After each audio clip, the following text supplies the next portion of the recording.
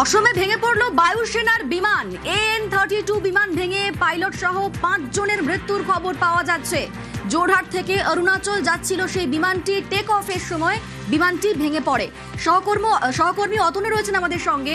অতনু, এখনো পর্যন্ত 5 জনের মৃত্যুর খবর পাওয়া যাচ্ছে, এই 5 জন কারা?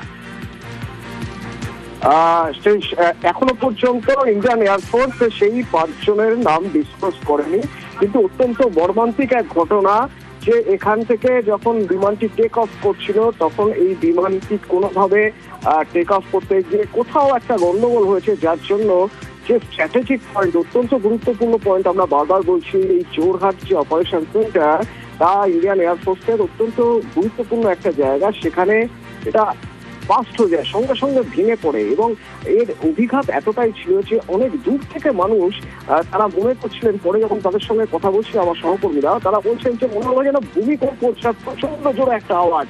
অর্থাৎ এটার অভিঘাত এতটাই ছিল। সঙ্গে সঙ্গে সেখানে মেডিকেল টিম পৌঁছায় এবং ভিতরে যারা ছিল তাদের রেস্কিউ করা হয়েছে।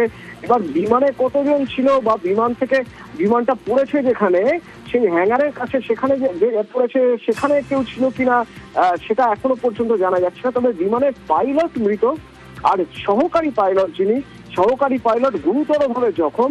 তিনি হাসপাতালে ভর্তি, তাকে হাসপাতালে নিয়ে যাওয়া হয়েছে এবং হাসপাতালে সেখানে ক্রিটিক্যাল ইউনিটে তিনি ভর্তি রয়েছে, ক্রিটিক্যাল কেয়ার ইউনিটে ভর্তি রয়েছেন।